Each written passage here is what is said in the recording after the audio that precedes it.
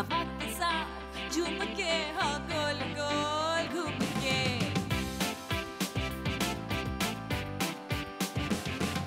यूं ऐसे मुस्कुराई है ये सुबह जो आई है।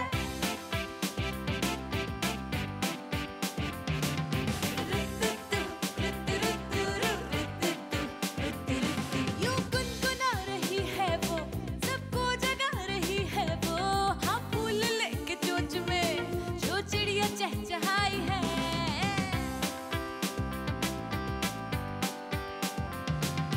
खुली खुली खुली खुली है ओस में धुली धुली, जरा जरा चुलबुली शरारतों में है गुली, सुबह जो आई है।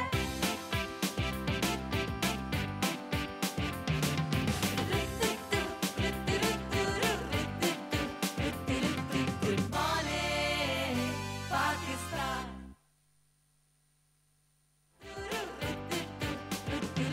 ये सुबह जो आई है तेरी पलकें चूम के। अस्सलाम वालेकुम, गुड मॉर्निंग पाकिस्तान। भाई मुबारक हो जिन जिन का रोज़ा है। और कल बड़ी रात थी, आज सबने रोज़ा रखा होगा। सड़कें भी खाली थी क्योंकि आज स्कूल्स ऑफ थे, छुट्टी दी गई है, आम तातील। हमारी छुट्टी नहीं है, हम आपको एंटरटेन करने के लिए इस वक्त आपके सामने मौजूद हैं।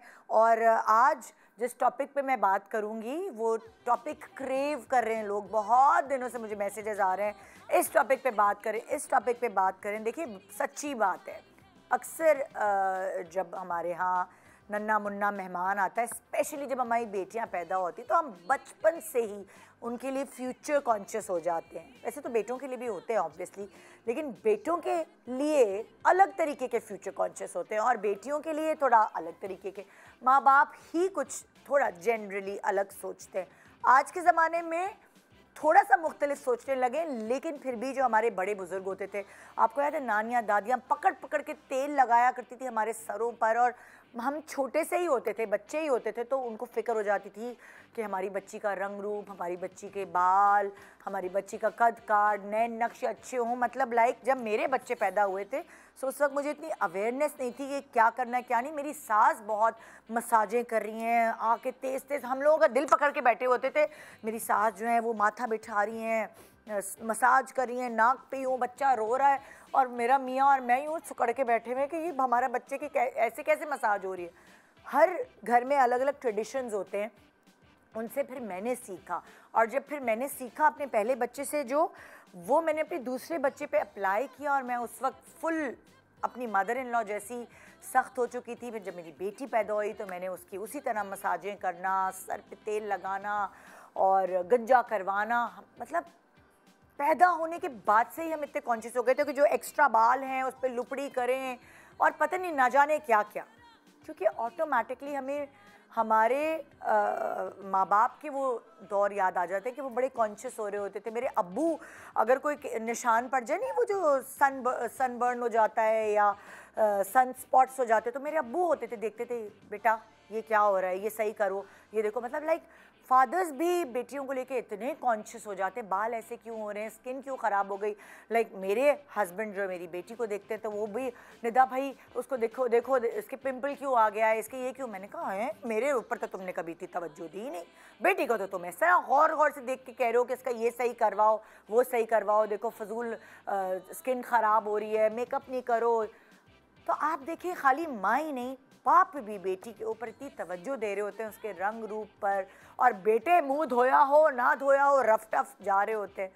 सो बेटियों के ऊपर ना बचपन से ही छोटी छोटी चीज़ें माएँ आजमाना शुरू करती थी। ज़बरदस्ती पकड़ के तेल लगा के चुटियाँ बांध के बिठाती हैं, पता नहीं कौन कौन से शैम्पू, मुझे अच्छे से याद है मेरी खाला आंवला रीठा और पता नहीं क्या क्या मिला के उसके हर्ब्स के पूरा पाउडर बना के हमारे सरों पे लगाया करती थी। मैं आज भी वो चीज़ भूल नहीं सकती क्योंकि वो कड़क हो जाता था, फिर वो बालों से इतनी मुश्किलों से उतरता था। हम छोटे छोटे होते थे, मगर वो तवज्जो, वो केयर, वो आज भी याद है। उस वक्त हमें समझ नहीं आता था, पर हम कहते थे हमने कितना अच्छा बचपन गुजारा है कि नानी तो खाला तो अम्मी तो अब्बू, हर कोई हमारे लिए कितना कॉन्शियस था। कितना केयर करते थे हमारी, और वही चीज़ हमारे अंदर बैठ जाती है और हम अपनी बेटियों के लिए करते हैं। जैसे आज मैं अपनी बेटी के लिए कर रही होती हूँ कि ये कर लो, ये खा लो, वो पी लो।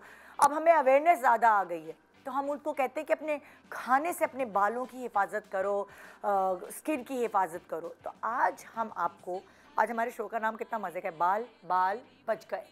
अगर आपने अपने बाल बचाने, आज के दौर में जहाँ पॉल्यूशन है, जहाँ हार्मोनल खाने हैं, जहाँ हीटिंग टूल्स का इस्तेमाल है, मतलब मुझे नहीं याद कि मैंने कोई आयरन या कोई गरम रॉड जो है वो मैंने इस्तेमाल की हो शोबिज़ में आने से पहले। मैं जब शोबिज़ में आई तो मैं 18 या 19 साल की थी, उससे पहले मैंने नहीं। लेकिन आजकल 13, 14, 12, 11 ईयर्स की लड़कियां अगर कोचिंग सेंटर भी जा रही होती है तो भी उन्होंने बाल स्ट्रेट करने हैं, बाल कर्ल्स करने हैं। मतलब ये जो हीट का इस्तेमाल है, ब्लो ड्राई करना है, ये तो 8-9 साल की उम्र से शुरू हो गया लड़कियों में। सो ये क्या हो रहा है? क्या हम उनके बाल बचा पाएंगे? और अगर बचाने हैं तो आज का शो देखना पड़ेगा आपको। गुड मॉर्निंग पाकिस्तान, ब्रेक के बाद हमारे साथ रहिए।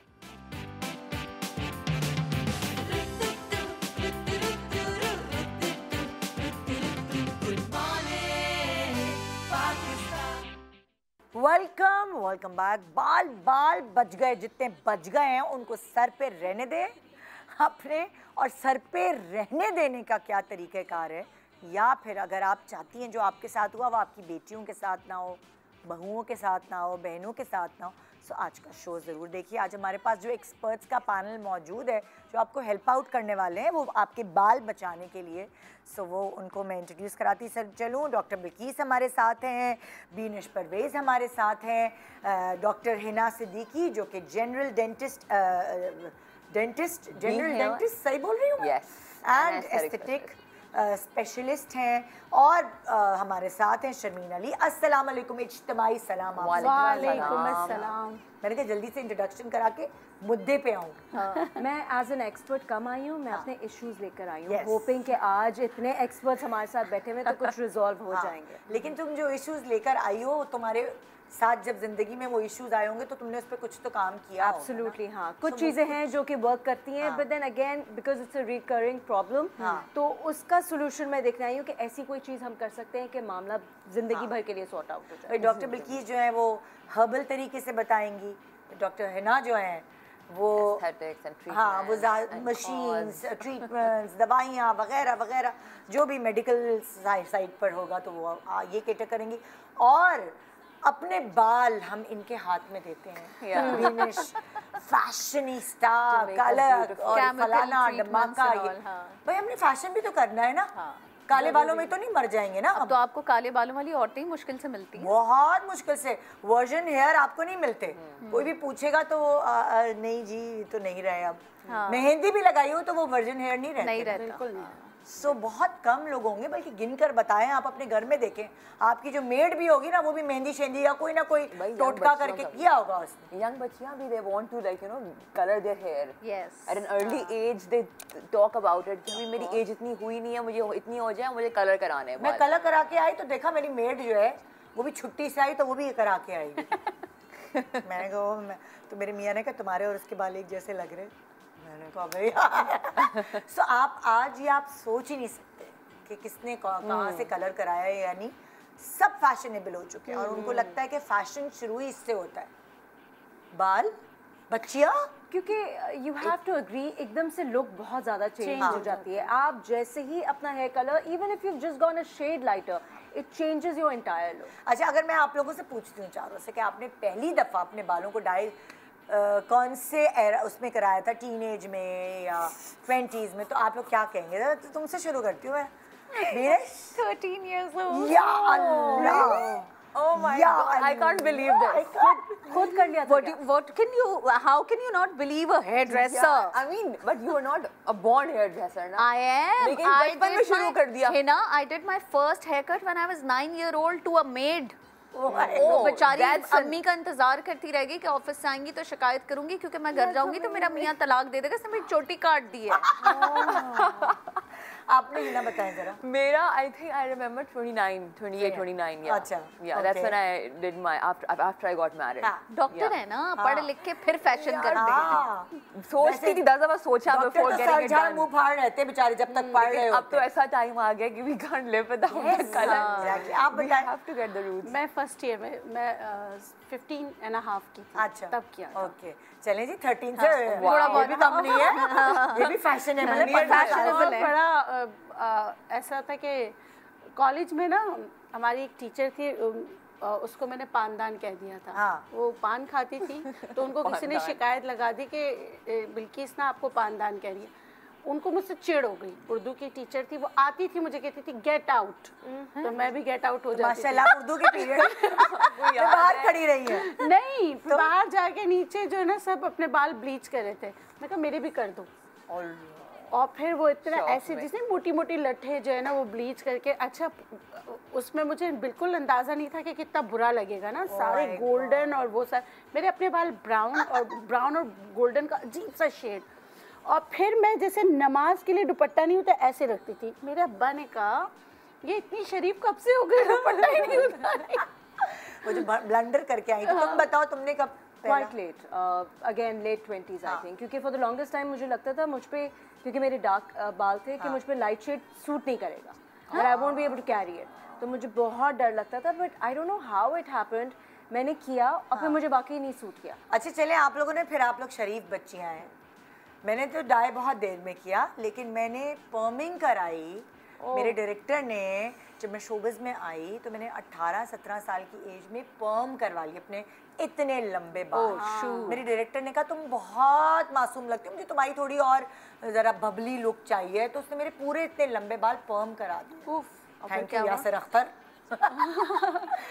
तो मेरा पहला डायरेक्टर। एंड आई होप कि वो पर्म अच्छा हुआ होगा, बहुत बिकॉज़ अच्छा। पाकिस्तान में पर्म बहुत कम लोग अच्छा करते हैं। बहुत, मैंने भाभी से कराया था, मुझे जहाँ तक याद पड़ता है, और 2 या 3 दफ़ा कराया मेरे इतने लंबे बाल, और वो मुझ पे बहुत अच्छे लग रहे थे, जैसे एंजेलिन मलिक के रियल। मेरे वेवी थे बाल, लेकिन पर्म तो कुछ और ही लुक देते ना, वो एंजेलिन मलिक वाले बाल लगते। Not स्पाइरल permanent, वाले।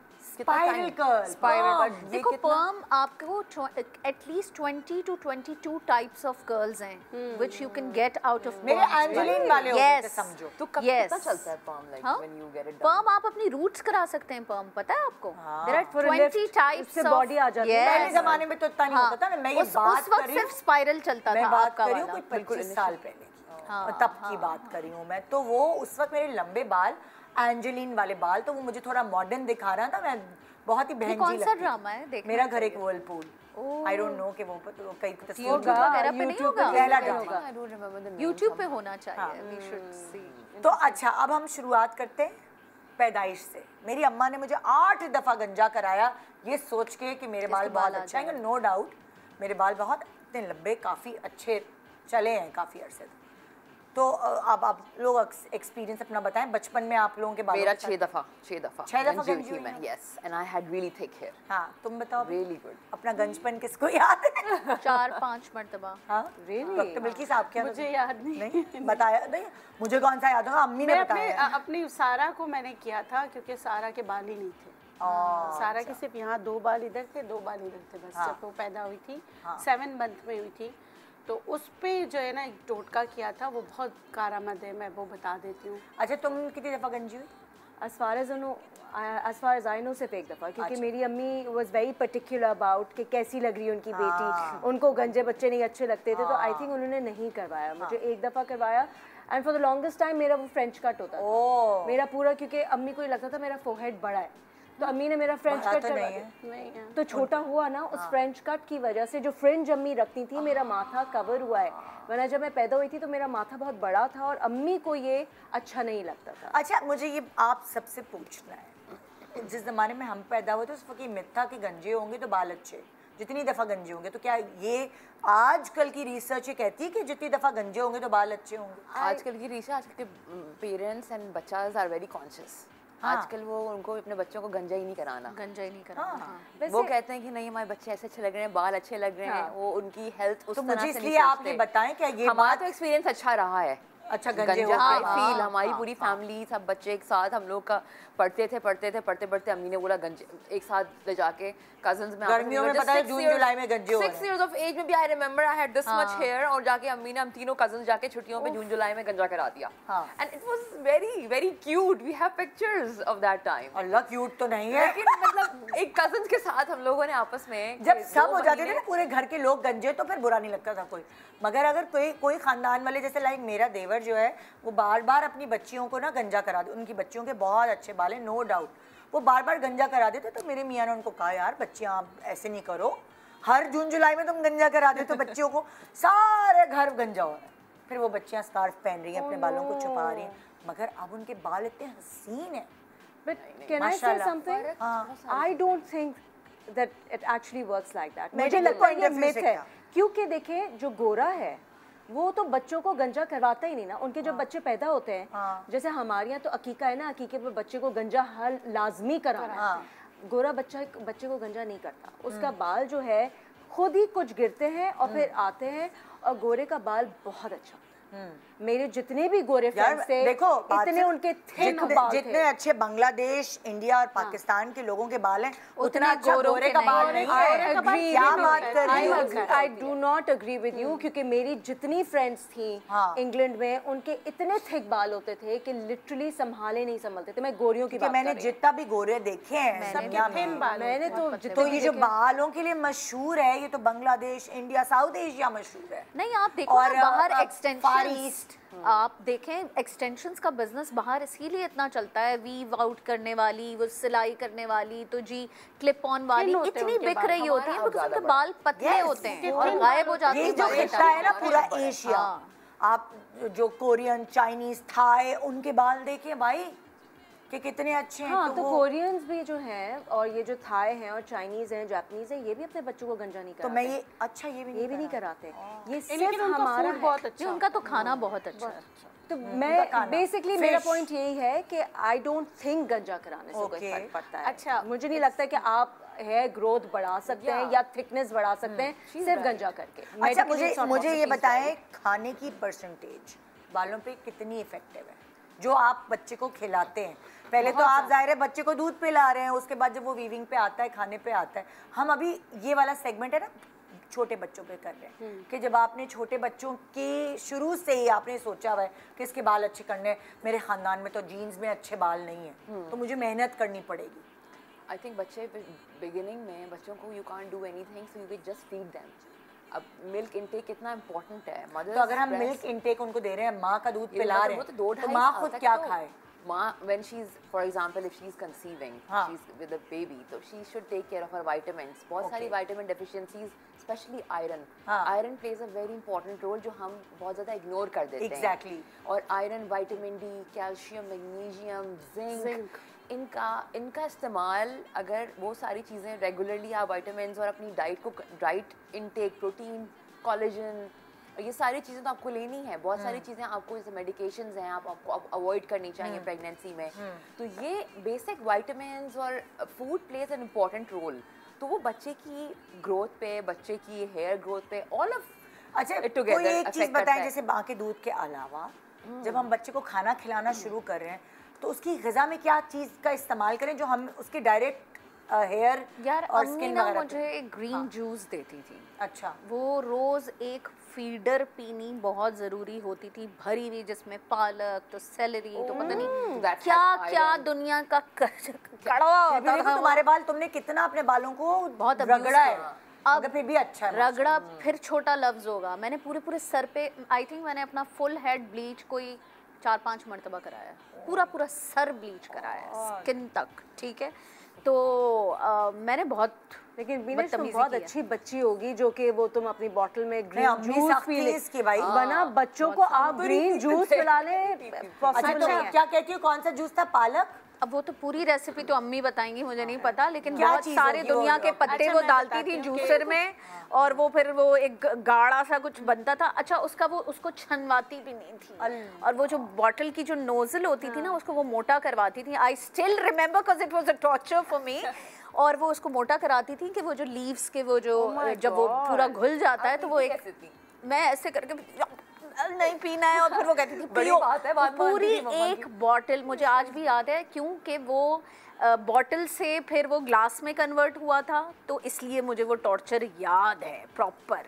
और वो 6-7 साल की उम्र तक वो उन्होंने मुझे रोज़ का ये पीना बहुत इम्पोर्टेंट है, उसके बगैर जी आप बताएं ये जो बता रही है जिसका जूस का। अच्छा देखिए, जब बच्चा खाने पे आ जाता है ना, माँ के दूध में सब कुछ होता है, विटामिन सी नहीं होता है। तो बच्चों को जैसे हम इसीलिए कहते हैं कि ना कीनू का जूस जिसमें विटामिन सी हो वो ज़रूर देना चाहिए। और आयरन के एब्जॉर्प्शन के लिए भी आपको विटामिन सी देना चाहिए।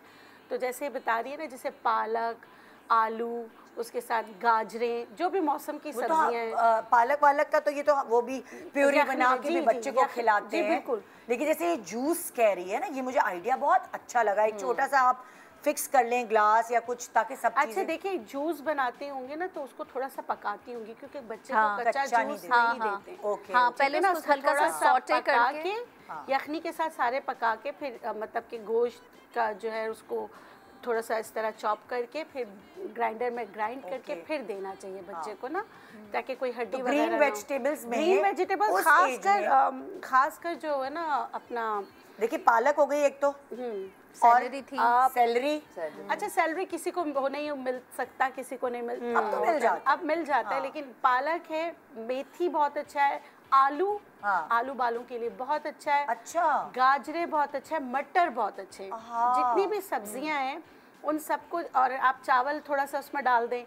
और यखनी बना के ना, जैसे बच्चों की ग़िज़ा बनाएं। अच्छा, मतलब आपको आप कह रही पिलाने के बजाय उनको खाना में खिलाएं, ताकि खिलाएं या इसको जूसी करके आप पिला दें। ओके। जैसे बच्चा आप अपनी बेटी के लिए क्या आपने बनाया था जब आपको लगा उसके बाल? देखिए, मैंने उसके लिए बनाया था, जैसे ज़ाफ़रान को दूध में रात को भिगो दिया था। सही है। फिर सुबह उसमें मैं बता देती हूँ, 3 से 4 ज़ाफ़रान जैसे होते हैं ना, उसके धागे की तरह होते हैं, वो आप 2 चम्मच दूध में भिगो दें। ठीक है। और 1 चुटकी मुलैठी भिगो दें। ठीक है। भिगो दिया। अच्छा, जब उसको मतलब कि जो छट्टी का हम लोग जो गंज करते हैं, उसके बाद जो ये ज़ाफ़रान वाला दूध था उसमें सुरमा मिलाया था मैंने। अच्छा, वो जो सुरमा मैंने खुद बनाया था, वो कैसे बनाया था, मैंने गंदुम और सौंफ को तवे पे जला दिया था। अच्छा। जला के पीस के पाउडर बना लिया था। वो सुरमा उसमें मिक्स करके, वो जब वो गंजी हो गई, अच्छा, तो उसके बाद उसके सर पे कैस्टर ऑयल या थोड़ा सा कोई दूसरा तेल आप डालना चाहे डाल के उसको लगा लें। आप यकीन तो ये नहीं, कैस्टर ऑयल उसमें मिलाकर ये सारा लेप आप सर पे कितनी देर तक लगाती थी और कब लगाती थी? मैं रोजाना लगाती थी। जब उसकी मालिश स्टार्ट करती थी तो ये पहले लेप लगा लेती थी, फिर मालिश करके। अच्छा, उस लेप में होता ये था कैस्टर ऑयल, सुरमा, जो सौंफ और गंदुम को जला के बनाया था जी। और उसमें आपने मुलैठी, ज़ाफ़रान और दूध जी, ये सब बस ये लेप लगाया, बच्चे को मालिश किया। मालिश करने के बाद पहले वो लगाया हुआ। तो ये जो है ताज़ा आप बनाती थी, आपने बना के रख दिया था? देखिए, सुरमा बना के अलग रखा हुआ था, कैस्टर ऑयल अलग था, दूध, ज़ाफ़रान, मुलैठी रात को भिगो देती थी। तो इस तरह रोज़ाना लगाते थे। अल्हम्दुलिल्लाह आस्ते आस्ते ये बिल्कुल नहीं, ये बिल्कुल गंजी थी, ये सारा गंज। थोड़ी बड़ी हुई तो फिर अदरक का जूस लगाना शुरू कर। अच्छा, थोड़ी बड़ी हुई, जैसे इरिटेशन नहीं होती अदरक का जूस लगाने से? इरिटेंट होता है, अदरक का जूस इज द बेस्ट। आपके जो पोर्स बंद हो जाते हैं ना, वो उसको भी खोल देता है। मतलब आपको अगर एलोपेशिया भी, आप अग्री करेंगी, तो आपका एलोपेशिया काफ़ी हद तक बेहतर हो सकता है। वाओ। हाँ, अदरक का जूस तिल के तेल में मिलाकर, फिर जब वो बड़ी हुई तो फिर मैंने इसको लगाना शुरू किया। उसके कितने माशाल्लाह अच्छे, अल्हम्दुलिल्लाह बहुत अच्छा। अच्छा, मेरे जो तेल और जो इस तरह की चीज़ें थी ना हर्बल, क्योंकि अम्मी भी बहुत हर्बल चीज़ों के ऊपर बिलीव अभी तक करती हैं, वो दवाइयाँ नहीं लेती, और उनकी वजह से मेरे अंदर भी आदत आई है, मैं पैनाडोल भी नहीं खाती, इसी तरह की चीज़ों से। ब्रेक के बाद आके बताते हो तुम्हारी अम्मी तुम्हें क्या खिलाती थी, ज़रूर सुनना है, क्योंकि आपने भी अपनी बच्चियों को खिलाना पिलाना है। गुड मॉर्निंग पाकिस्तान, बाल बच गए।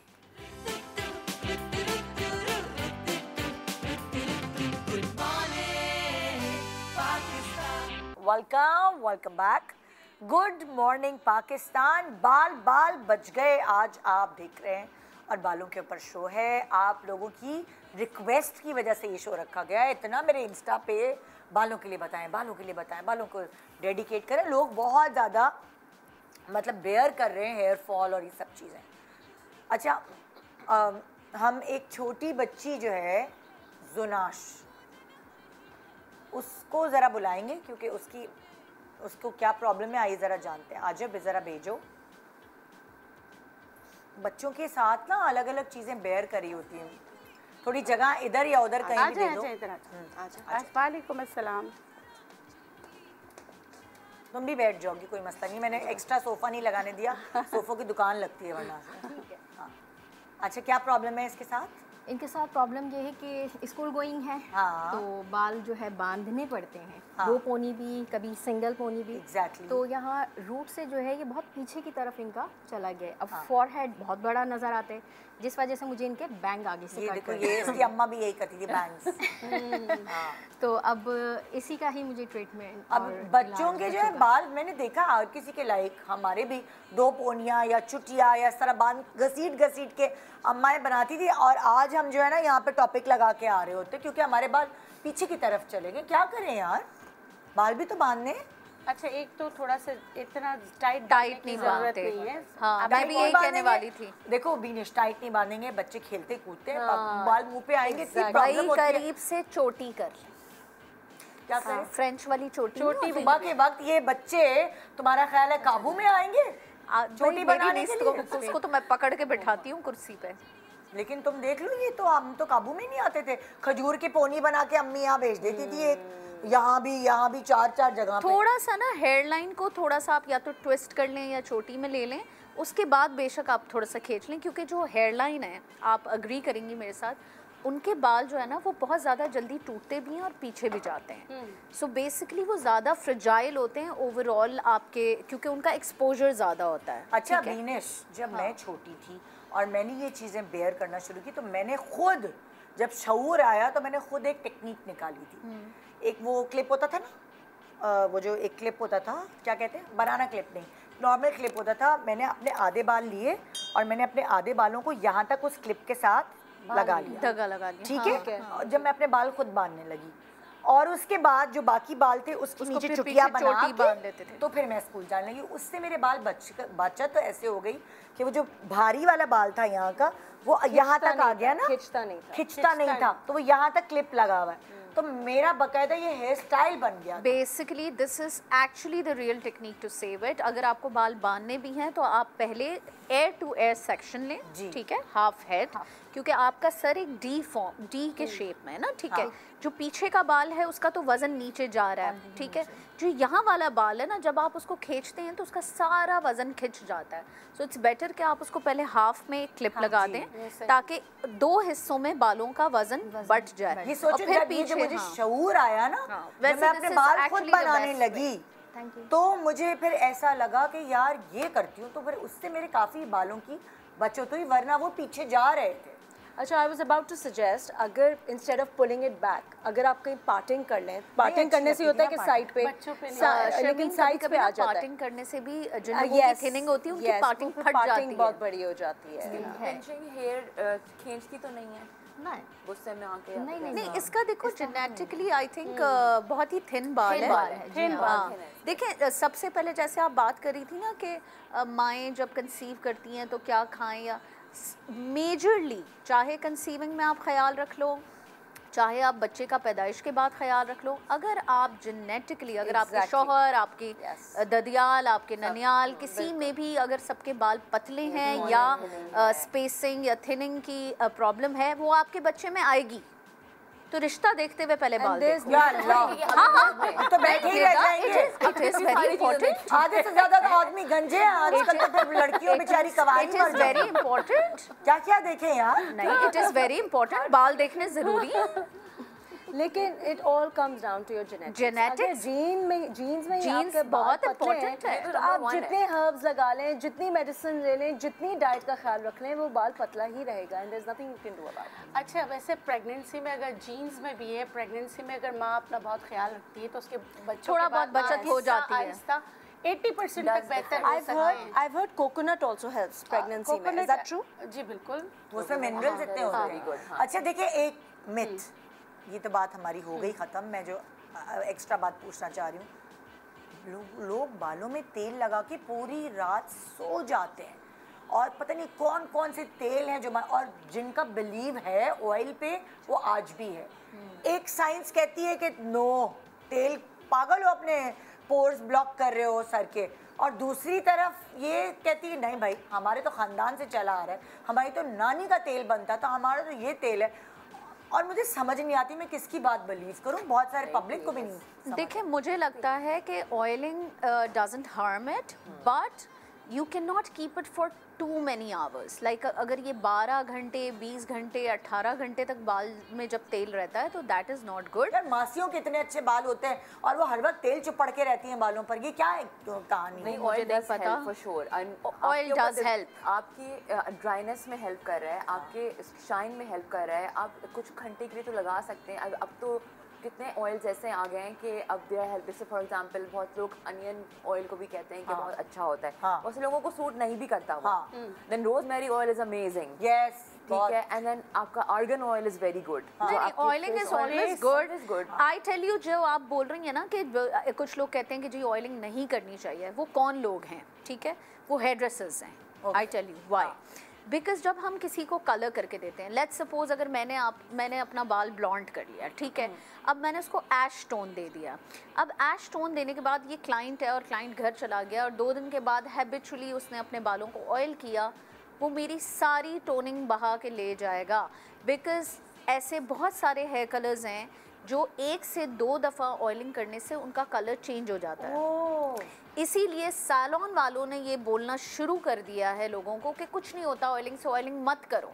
हालांकि वो ये नहीं रियलाइज़ कर रहे कि जितनी ब्लीचिंग हुई है, जितना कलर ट्रीटमेंट हुआ है, उसकी नरिशमेंट या उसकी टेक केयर या उसकी आफ्टर केयर थोड़ी बहुत ऑयल से होनी बहुत इम्पोर्टेंट है। वो जो शैम्पू आते हैं जिस पे लिखा होता है कि ये कलर्ड बालों के लिए है, नहीं सर नहीं, कलर्ड बालों के लिए हैं, वो आपके कलर को देर तक रोकेंगे, उसमें क्या नुकसान और फायदा है? देखें, I believe in toned conditioners, जो कलर्ड कंडीशनर्स होते हैं, जो हेयर मास्क की तरह होते हैं, या जो टोनिंग वाली जो चीज़ें आती हैं वो दे आर फाइन, बिकॉज उनके अंदर इतने हार्श पिगमेंट्स नहीं होते।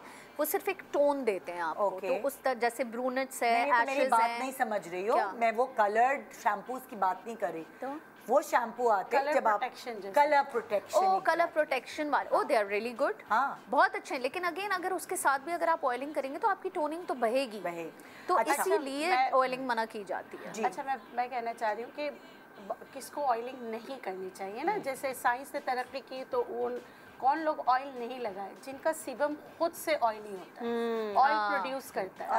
उनके बाद जो डैंड्रफ होती है, डैंड्रफ के लिए ऑयल बहुत बुरा है। नहीं, और लोग उल्टा करते हैं, लोगों के सर में डैंड्रफ होते हैं, मैं खुद ये करती हूँ। नहीं, ड्राई डैंड्रफ के लिए ऑयलिंग बहुत अच्छा। 2 किस्म की, 2 किस्म की। अब हमें कैसे पता चलेगा भाई? देखिए मैं आपको बताती हूँ, जो नहाते हैं ना, नहाने के 1 आधे घंटे बाद ऑयल प्रोड्यूस होना स्टार्ट हो जाता है, उनके सीबम आना शुरू हो जाता है। वो लोग अगर ऑयल लगाएंगे तो उनके पोर्स जो ना क्लॉक होंगे, उनके बाल बहुत ज़्यादा गिरेंगे। ठीक है, उनके लिए ऑयलिंग नहीं है, उनके लिए फिर एसेंशियल ऑयल्स हैं। जैसे रोजमेरी एसेंशियल ऑयल का आप वाटर लगा लें, उसके साथ और भी बहुत सारे हैं। तो ऑयल किसके लिए है? कौन सी वाली? उनके लिए जिनका ऑयल जो है ना ड्राई डैंड्रफ होती है, जैसे नहीं होते इश्तिहारात में दिखाते हैं फ्लेक्स निकल रहे होते हैं, स्कैल्प ड्राई होता है। इसका मतलब क्योंकि मेरी भी यही प्रॉब्लम है, फ्लेकी स्किन की, and it's because of my dry scalp. और जब मैं डर्मेटोलॉजिस्ट के पास गई थी तो द फर्स्ट थिंग ही told me was to stop using oil. उसने कहा ऑयल मत यूज़ करो, इससे तुम्हारी dandruff. He gave me medicated shampoo और कुछ ऑइंटमेंट्स जो मैंने लगाए जिससे मेरी ठीक हुई। लेकिन ऑयल से मेरा बढ़ा, बट इट वाज मेडिकेटेड ना, उसमें कोई मेडिसिन थी व्हिच वाज हेल्पिंग विद। मैं आपको बताऊं, नेचुरोपैथी में भी ऐसे ऑयल आते हैं जो डैंड्रफ को क्योर करने के लिए होते हैं। जैसे कैलेट्रोपिस ऑयल होता है, उसी सारे हर्ब्स से ही तो सारे ऑइंटमेंट में भी तो हर्ब्स ही डले हुए होते हैं ना। तो उस पर फिर आपके बेस लाइन होती है कि आप क्या इस्तेमाल करें। जैसे आप जिंजर को किसी ऑयल में मिला के लगाएंगे तो वो आपके डैंड्रफ को कंट्रोल करेगा। अच्छा, अब ऐसा होता है, दूसरे ऑयल्स होते हैं, जैसे बहुत सारे हर्ब्स के ऑयल होते हैं, आंवला, सिकाकाई, बालजर, ये सारी चीज़ें बहुत सारा पका के जो गाढ़ा गाढ़ा करके दिए हुए होते हैं। वो ऑयल आप कहेंगे कि इसमें तो 22 हर्ब्स हैं, इसमें तो 23 हर्ब्स हैं, वो आप लगाएंगी तो आपका बाल गिरेगा, आपका डेंड्रफ भी ज्यादा होगा। तो ये सारी बेस लाइन की है कि आप जानो अपने बालों को। तो what about you have to know the problem. अच्छा आप इसका बताएं, बच्ची का ये जैसे इसकी वो हो रहा है, अच्छा देखिए, मैं क्या लगाएं अभी से ये वाले जैसे मैंने सारा के लिए भी बताया था ना, इसके लिए बहुत ही बेहतरीन है कि जैसे आप लोगों ने इतने अच्छे सजेशंस दिए, उसके साथ अदरक का जूस तिल के तेल में मिला के लगाना शुरू करें। इसके बाल यहाँ से और कब लगाए? जैसे बच्ची स्कूल से आई, हाँ, नहाई धोई साफ सुथरी, नहीं नहाने से पहले लगा लें। पहले अच्छा ऑयल भी है ना, जैसे बिल्कुल ये बात सही है कि बहुत देर तक लगाते हैं तो वो भी आपको नुकसान करता है। किस सूरत में, अगेन उसमें डाला क्या है, कौन कौन सी चीज़ें डली।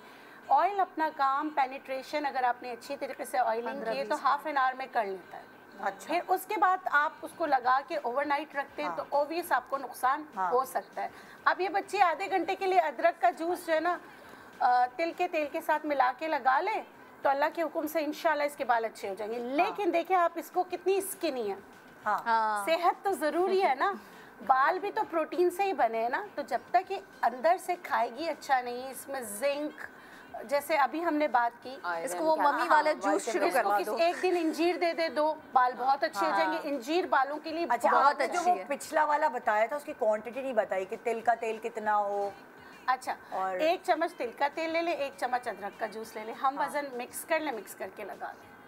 या अगर इस बच्ची के लिए तो आधा चम्मच अदरक का जूस, आधा चम्मच तिल का तेल ये लगा ले। लेकिन इंटरनली इसकी सेहत का ख्याल रखें। ओके, जैसे इसको पालक दें, चुकंदर दें, बड़े का गोश्त खिलाएं। वो तो बेचारी वो शक्ल उसकी खाती है पालक। मम्मा आलू पालक मेरा फेवरेट है, ये बनाए यहाँ बच्चे खाते हैं। अल्लाह भला करे पॉपॉय द सेलर मैन का, जिसने बच्चों के हम समेत हमारे बच्चों को हमने पॉपॉय द सेलर मैन दिखा के मैंने भी यही किया इनके साथ कि पॉपॉय देखो स्ट्रांग होते हैं, अच्छे होते हैं, बॉडी बनती है, तो वो तो शौक से खा लेती हैं।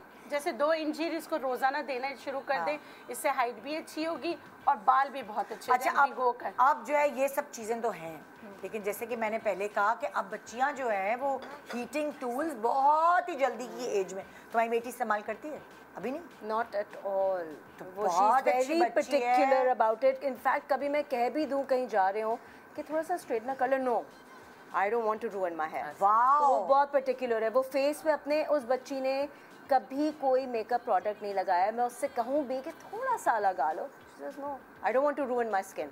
वो पता नहीं कैसी बच्ची है, आई डोंट नो किस मेरी बेटी ने मेरी चीज़ें चुरा के उसके बैग से निकालती हूँ। मैंने कहा ये तुमने मेरा क्यों लिया? तो उसको वो जो मैं कंसीलर लेकर आऊँगी वो ही उसको लगाना है, और मेरा मियाँ उसको डांट रहा होता है, खबरदार तुम्हें ज़रूरत नहीं, तुम मुझे देख के ना कि मैं मेकअप कर रही हूँ। यार हर बच्ची का शौक होता है। आई रिमेंबर जब मैं टीन्स में थी तो मुझे बहुत शौक था, मैं जो मुझे पॉकेट मनी मिलती थी उससे मैं कोई ना कोई मेकअप जाके कलर्ड मस्काराज या फिर ग्लॉसेस लेकर आती थी। वो एक अच्छा, अब मुझे आप लोगों ने ये बताना है कि हम हफ्ते में, एज वाइज बताइएगा, हफ्ते में शैम्पू कितनी दफ़ा किया जाए? छोटे बच्चे हैं, टीनेज हैं, 20s हैं, लाइक आगे, तो ये एज वाइज बताइए शैम्पू कितना करना चाहिए स्कैल्प को? बचपन में तो हम लोग आई एम श्योर सब डेली शैम्पू करते हैं। डेली होता है का तो स्वेट, भागना, दौड़ना, इतना ज़्यादा डर्ट, तो डेली शैम्पू होता है। But with time you have to use the baby shampoo. Yes, मैं यही पूछ रही, जैसे मैं अपने बेटे, मेरा 10 साल का हो गया, अभी तक वो बेबी शैम्पू ही मैं उसको यूज़ करती हूँ क्योंकि उसको रोज़ नहलाना होता है।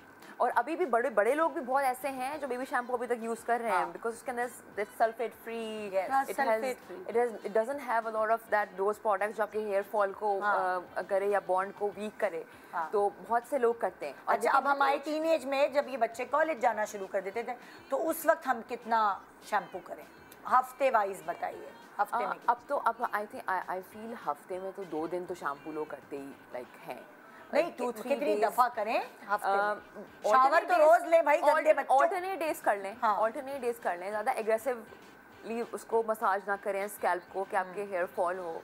लेकिन बहुत से बच्चे टीनेज या इंटर और कॉलेज के बच्चे भी they try to take it every day, even men and boys, especially boys जो कि एथलेटिक होते हैं, जो स्पोर्ट्स में होते हैं, वो स्कूल से आने के बाद they take it twice a day as well. ऐसा भी होता है कि like they are washing it. लेकिन बिसाइड्स के कितना वो करते हैं, आई वांट टू नो कि कितनी ज़रूरत है। आई मीन दोस्त किड्स जो कि प्ले भी करते हैं स्पोर्ट्स। अच्छा देखिए, शैम्पू पे लिखा हुआ होता है कि वो डेली आप कर सकते हैं, सल्फेट फ्री है, उसमें कोई ऐसे केमिकल, हार्श केमिकल तो नहीं है। तो उसको देख के आप हॉर्स टेल एक्सट्रैक्ट उसमें होना चाहिए, रोजमेरी होना चाहिए। ये तो हमने कभी भी नहीं पढ़ा डॉक्टर। आपको तो पढ़ के लेना चाहिए यार, अब हमेशा पढ़ के पढ़ता है, इतना छोटा लिखा होता है, पढ़ना करीब का चश्मा ले जाना पड़ेगा भाई। सल्फेट फ्री हो तो वो, और उसमें सोडियम नहीं हो तो फिर वो ऐसे पैराबेन शैम्पू ना भी हो, जो अभी बन रहे हैं, free। जो पैराबेन फ्री हो, जो बन रहे हैं, जो डेली यूज कर सकते हैं। अब एक गलती जो शैम्पू लगाते हुए करते हैं ना, बड़े भी बच्चे भी हम सब, वो ये है कि हम डायरेक्ट उसको सर पे लगाते हैं और फिर उसमें पानी डालते हैं। आप यकीन करें, अक्सर आप देखते होंगे यहाँ से जहाँ पे हम डालते हैं शैम्पू, यहाँ से सबके बाल ड्राई भी हो जाते हैं और यहाँ से बाल कम होना शुरू होते हैं। आप हमेशा शैम्पू को डाइल्यूट करें, पानी में डाइल्यूट करके फिर लगाएं, उससे आपका कम खर्च होगा। और ये जो होता है ना कि बहुत जाग वाले शैम्पू अच्छे होते हैं, तो बहुत जाग वाले भी शैम्पू अच्छे नहीं होते, या बिल्कुल जिसमें जाग नहीं होता तो वो भी आपके बालों से डर्ट और अपने अच्छा, मैं ब्रेक पे जाऊंगी। आप पूछना चाह रही हूँ कि जैसे 3 दफा शैम्पू कर लें? 3 दफा बिल्कुल। और कंडीशनर कितनी दफा होना चाहिए? अगर स्कैल्प पे नहीं लगता है तो वही 3 दफा ही कर सकते हैं। इफ यू नॉट, मैं तो हर शैम्पू के बाद कंडीशनर करती हूँ। मेरे बहुत फ्रिजी बाल है, तो मुझे उसको वो करने के लिए मैं तो हर जब भी शैम्पू करती हूँ उसके साथ मैं कंडीशनर जरूर लगाती हूँ। मैं एक बहुत ज़बरदस्त कंडीशनर घर में बनाने का बताऊंगी। अब ब्रेक ले रही हूँ तो एक छोटे से ब्रेक के बाद देखते रहिए। बाल बाल बच गए। Good morning.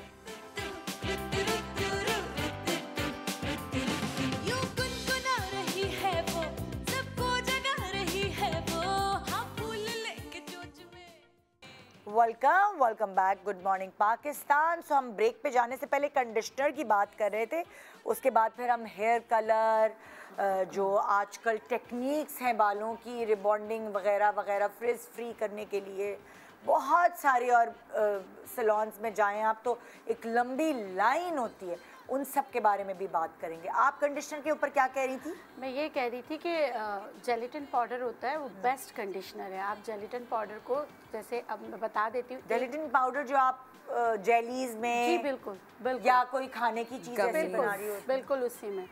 हाँ, गम्स जो हम खाते हैं वो आपके लिए कोलेजन बूस्टर भी है, ठीक है, वो कोलेजन बूस्टर है, जेलेटिन है, वो आपके कोलेजन को भी बूस्ट करता है। आपने क्या करना है, 1 चम्मच जेलेटिन पाउडर लेना है, 1 कप गर्म पानी लेना है। जेलेटिन पाउडर को 1 कप गर्म पानी में पूरा बड़ा टेबल स्पून लेना है, उसको उसमें डिज़ोल्व कर दीजिए। डिज़ोल्व कर दिया, उसके बाद आपने इसमें, ऑप्शनल है, अगर डालना चाहें तो एलोवेरा जेल डाल दें, नहीं तो यही काफ़ी आपका बहुत ज़बरदस्त सा कंडीशनर है। आपने शैम्पू किया है, शैम्पू के बाद, और ये ऐसा कंडीशनर है कि आप रूट्स में भी लगा सकते हैं। जैसे कंडीशनर आप रूट में नहीं लगाते, लेकिन जेलेटिन जो आपने बनाया आप रूट्स में भी लगा सकते हैं। अच्छी तरह अपने बालों में जैसे लगाया, लगाने के बाद ये है कि बस इसको 10 से 15 मिनट रखना है। चिप तो नहीं हो जाएगा, जैसे उतरेगा ही नहीं तो स्लाइम की तरह? नहीं, बिल्कुल भी नहीं। आपने लगाया इसको और फिर 10 से 15 मिनट रखा, उसके बाद सादे पानी से वॉश कर लिया। आपको शैम्पू भी नहीं करना है। अच्छा। और आप देखेंगे कि आपका पहली ही दफ़ा आप लगाएंगे तो आपका बाल खिला खिला हो जाएगा। अच्छा। और आपके बालों में वॉल्यूम आ जाएगा जेलेटिन से। मैंने कहा ऑप्शनल है, अगर एलोवेरा जेल डालना चाहें, नहीं तो ये एक सादा ही जो है ना बहुत अच्छा है। अच्छा, जो आप वॉल्यूम की बात कर रही हैं, अगर रूट्स पे लगाएं से, तो रूट्स पे भी वॉल्यूम आएगा या रूट्स पे नहीं लगाना चाहिए? देखिए, फ्लैट हो जाएंगे बाल? नहीं, फ्लैट, हाँ फ्लैट हो सकते हैं। अगर रूट्स पे लगाएंगे तो फ्लैट हो जाएंगे।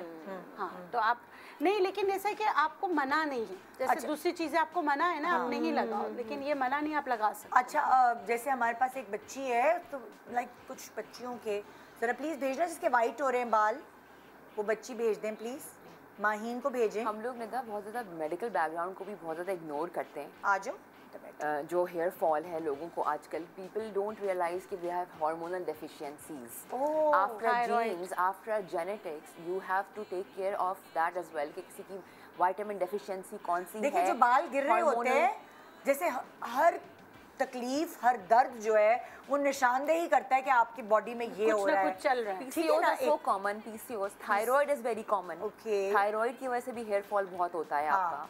और पोस्ट अच्छा, नॉर्मल क्या है? स्ट्रेस नॉर्मल क्या है कि आप ब्रश कर रहे हैं तो देखो कुछ बाल तो गिरेंगे, लेकिन जब आपको एक खतरे की अलामत आएगी, वो क्या निशानदेही होगी उस वक्त? कितने इतना बड़ा ज्यादा बाल 50-60 से 80 बाल गिरना is very normal everyday routine में, इट्स नॉर्मल। लेकिन अगर उससे ज्यादा है, जैसे कोई गुच्छा निकल रहा है, दैट इज और जब आप बाल में आ जाए मेडिकल बैकग्राउंड वो देखना जरूरी है। तो उसके लिए है कि आप अपने एंडोक्राइनोलॉजिस्ट को भी दिखाएं। बच्चे, यंग बच्चे takes a lot of stress, we don't know about it.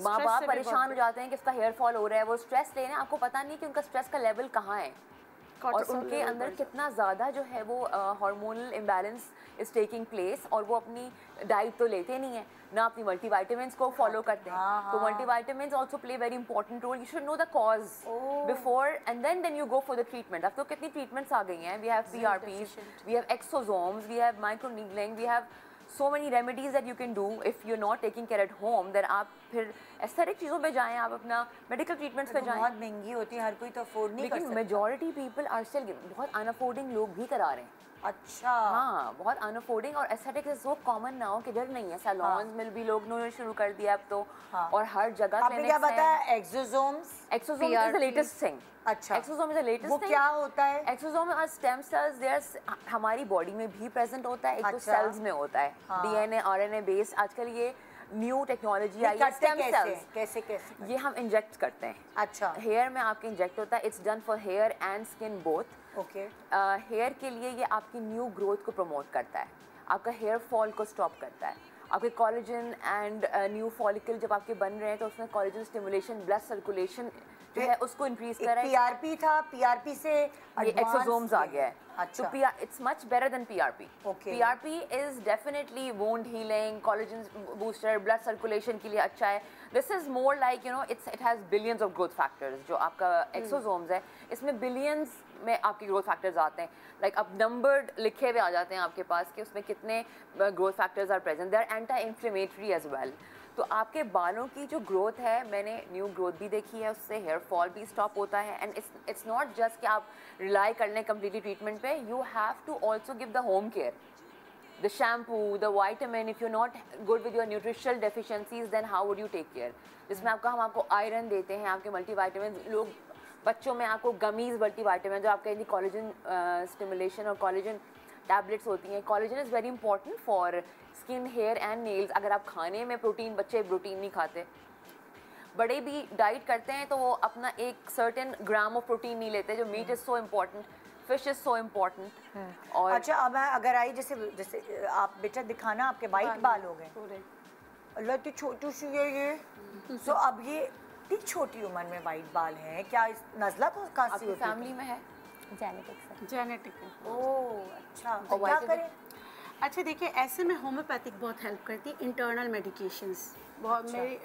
मेरे आजमाए हुए, अभी तो 20 इयर्स हो गए प्रैक्टिस को। तो उसमें जब्रांडी बहुत अच्छा होता है, बदर टिंक्चर में मिलता है, चाइना, विस्बिड्रिन, वो सारी चीज़ें। लेकिन इंटरनली खुराक भी, जैसे अगर आप हर्ब्स में देखें तो छोटी हर्ब जिंक का ख़जाना है, और आंवला। कहते थे सेब जो है, हाँ, सेब अगर आप अपनी ग़िज़ा में रखें रोजाना तो वो बालों की कलर के लिए बड़ा अच्छा होता है। हमेशा मुझे मेरी अम्मी कहती थी सेब का जूस पियो, सेब खाओ, बालों का कलर अच्छा होगा।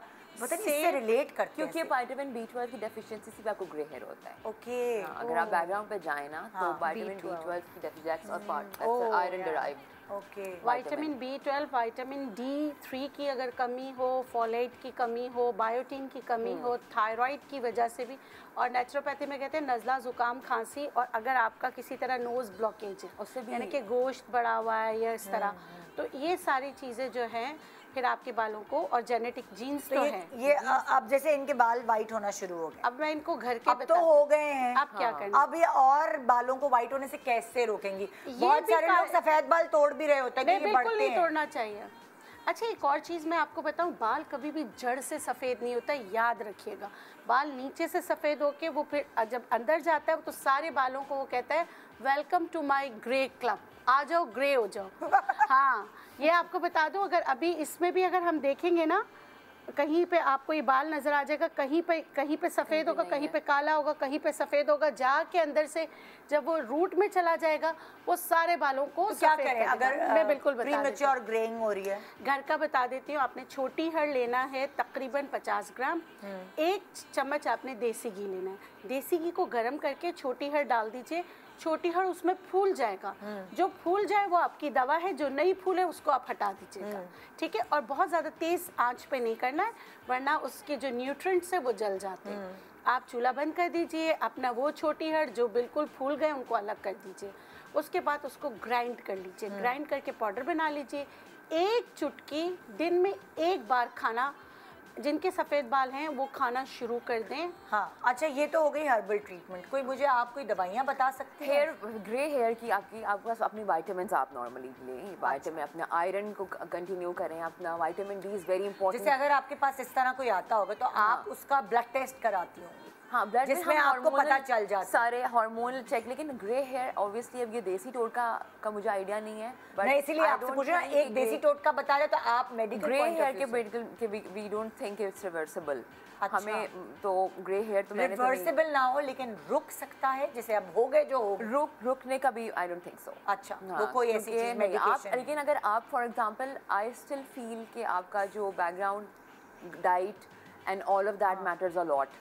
If you change your diet routine and अगर आपका ब्लड टेस्ट भी हम कराते हैं तो मेजॉरिटी ब्लड टेस्ट हम सबसे इंपॉर्टेंट CBC ब्लड टेस्ट कराते हैं, सारी चीज़ें हीमोग्लोबिन, आयरन, फेरिटिन लेवल और जिंक भी कराना चाहिए, जिंक, मैग्नीशियम, ये सारी चीज़ें we all get it tested and then we refer to the according doctor कि भाई अब आप जाएं एंड फर्दर उससे अपना जो है वो मेडिकेशन। अच्छा बीनिश, मुझे एक बात बताओ, देखो अब ये जो बच्ची है अभी ये इसके जीन्स में है, सही है, ये इसके अम्मा अब्बा या कहीं से भी इसको विरसे में मिला, ये सारी ज़िंदगी कौन सा हेयर कलर एक जो कि इसके लिए कम सेफेस्ट हो? Safest ammonia free. Ammonia free natural colour, जैसे इनका लेवल 5 है, ये लेवल 5 ले लें। अमोनिया फ्री किसी भी अच्छे ब्रांड में, गंदे ब्रांड्स में भी अमोनिया फ्री आता है। अमोनिया फ्री होते हैं? हाँ हाँ, बहुत कॉमन, सारे प्रोफेशनल ब्रांड्स में हैं और बहुत अच्छे ब्रांड्स हैं। सो वो ऑयल बेस्ड होते हैं, नरिश करते हैं उल्टा बाल को, नुकसानदेह बिल्कुल भी नहीं होते, तो वो लगा सकते हैं। बीनिश, अमोनिया काफी एलर्जी भी क्रिएट करता है ना? Of course ammonia is the main dangerous stuff. Commonly people are still getting ammonia diet. भाई ये तो हम जहर खा रहे हैं, जहर पी रहे हैं, जहर ज्यादा इट्स वेरी लाइक क्योंकि सस्ते हैं ना, जो अमोनिया फ्री है वो महंगे हैं। कुछ salons do tell you if you want ammonia free they ask you. Okay, also I tell you, बहुत सारे लोगों को ये बात नहीं पता कि अमोनिया फ्री जो है वो आपको 70% कवरेज देता है और अमोनिया वाला जो है वो आपको 100% कवरेज देता है। सस्ते और महंगे का फिर इतना केस नहीं है। अब आपको मैं बताती हूँ, जैसे मेरे पास इस तरह का कोई केस आता है, अब मैंने एक दफ़ा कलर कर दिया, वो चली गई, ठीक है। अमोनिया फ्री 70% कवरेज की वजह से आफ्टर 7-8 डेज़ और 10 डेज़ इनकी रूट्स निकलना और थोड़ी सी फेडिंग, जो ऑलरेडी बाल हुआ है उसमें भी फेडिंग जल्दी होगी, ठीक है। बनस्बत इसके अगर मैं इनको अमोनिया वाला करके दे देती हूँ तो ये 20-25 दिन निकाल देंगी या 20 से 22 दिन निकाल लेंगी, और उसके अलावा जो एक दफ़ा हो गया वो हो गया परमानेंट है। अच्छा, बच्चों के लिए मैं हेयर डाई बता देती हूँ जो लगाएं बच्चों के लिए ना। जैसे ये है, अब नहीं करना चाहती अमोनिया फ्री, अगर एक्सपेंसिव पड़ता है तो आप घर में कॉफ़ी ले लें, कॉफ़ी और चाय, उसको जैसे आप पानी में उबाल लेते हैं, साइड पे रख दें। ये एक हिस्सा ये हो गया। दूसरा आंवला, सिकाकाई और एक बूटी आती है दमासा, फिगोनिया, जिसको इस्तेमाल किया जाता है एज जैसे कैंसर या एंटीऑक्सीडेंट के लिए, वो आप 1 चम्मच ले लें। ये तीनों चीज़ें आपने 1 चम्मच लेना है, इनको अच्छी तरह उबाल लें। उबालने के बाद जो कॉफ़ी वाला और चाय वाला आपने पानी बनाया, इसको इसमें मिक्स कर दें। हर घर में रोज़ाना आलू बनते हैं, आलूओं का जो छिलका है ना वो बहुत अच्छा होता है बालों के लिए। उसको पतला पतला जैसे आलू काट के आप फेंक देते हो, फेंके नहीं, उसको उबाल के अलग स्प्रे बॉटल में डाल के रख लें।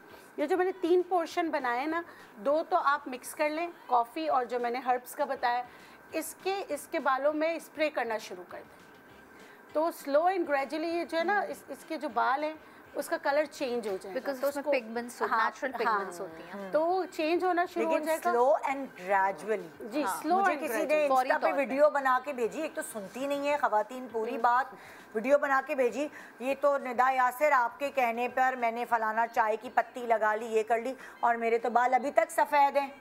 ठीक है, अब वो क्या कह रही है, स्लोली एंड ग्रेजुअली देखिए, स्प्रे करेंगे और वो आहिस्ता आहिस्ता करते तो वो कह रही है एक ही दफा में हो जाए। Doctor Bilkis would agree 2 with महीने लगते हैं जाके, 2 महीने 60 डेज लगते हैं आपके बाल उस पिगमेंट। ये आपका जवाब मिल गया, जिन्होंने भी मुझे इंस्टा पे मैसेज भेजा था, ये आपका जवाब मिल गया। इन शॉर्ट आप देखें, दिमाग में ये बात रखें, doctor Bilkis will agree with me, anything which is herbal और होम्योपैथिक और something which is you doing with the natural stuff, it will take time.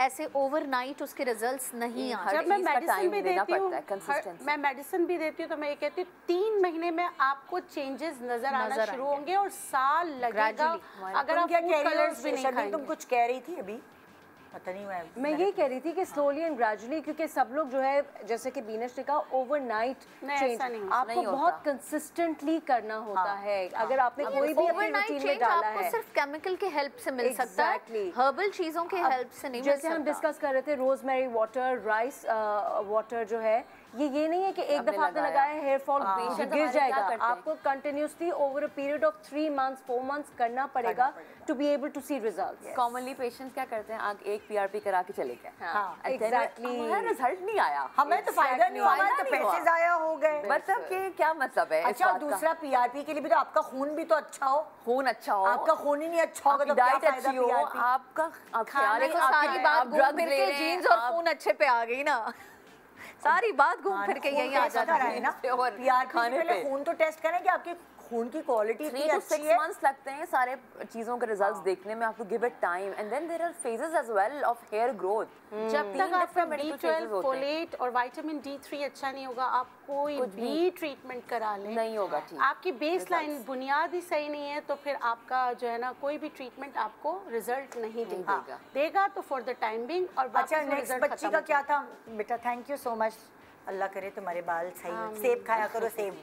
Amla तो यही कहती थी। आमला भी। अच्छा, आमला पता नहीं टेस्ट कैसा होता है। खाएं। हाँ, आमला लगाओ तो ग्रे हेयर स्ट्रेस से भी तो बहुत जल्दी होते हैं। किंजा आ जाओ, किंजा ने पता नहीं क्या किया, कहाँ गई, स्ट्रीक कराई, बाल जला निकाल के देती थी मुझे। ये देखो जरा बीनेश, ये खाली इस बच्ची का हाल नहीं है। बेटा गली के कोने वाले सैलून पे चली गई थी ना स्ट्रीकिंग कराने।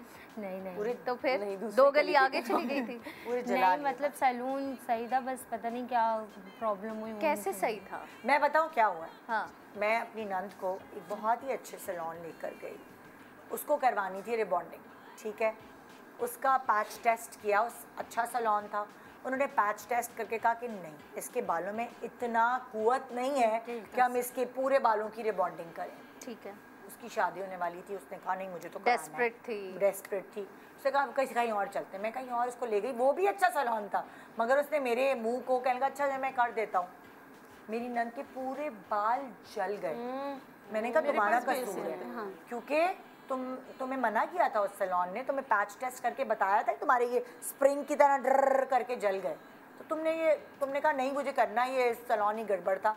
तो जब डेस्परेट होते हैं लोग, वो पैच टेस्ट भी नहीं कराते और उनको करना है तो करना है, तो इसलिए ये गड़बड़ें होती हैं। अच्छा सैलून भी होता है ना, वो भी जला सकता है बाल अगर आपके बालों की। मैं आपको एक और बात बताऊं, अगर अच्छा सैलून होगा वो इस तरह का केस लेगा नहीं।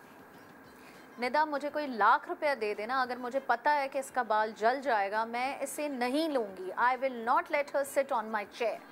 I'll be like, please आप कहीं और से जाके करवा लें, because I cannot disrespect my professional degree कि उन्होंने कराना है तो कराना है। नहीं, जितना भी आपको करवाना है आप उसको समझाएं और वापस भेज दें। ये आप देखें, आप अपनी डिग्री के साथ, आप अपने प्रोफेशन के साथ बेवफाई कर रहे हैं। तो इसके साथ भी यही हुआ है कि इसके बाल जल गए, और खाली स्ट्रीकिंग से नहीं, बहुत सारे लोगों के रिबॉन्डिंग से। सबसे पहले तो देखो लोगों को केमिकल अवेयरनेस करेंगे ब्रेक के बाद, ठीक है। ये हम सारे कलर डाई, स्ट्रीकिंग, फलाना धमाका, इस पे हम सब डिस्कवर करेंगे, बीनेश से पूछेंगे एक ब्रेक के बाद। Good morning.